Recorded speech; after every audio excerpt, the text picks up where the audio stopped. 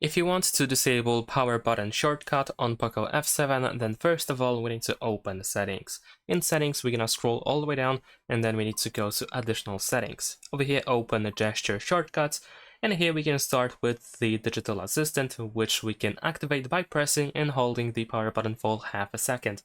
So if you don't want to use it, you can just disable this option over here.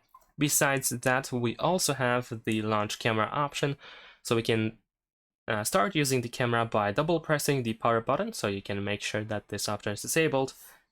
And there is also this option, turn on a flashlight, which can be used instead of the camera, of course. So here once again we can double press it.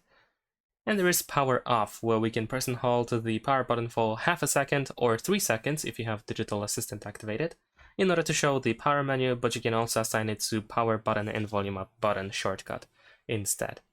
And that's pretty much it. Thanks for watching, leave a like and subscribe.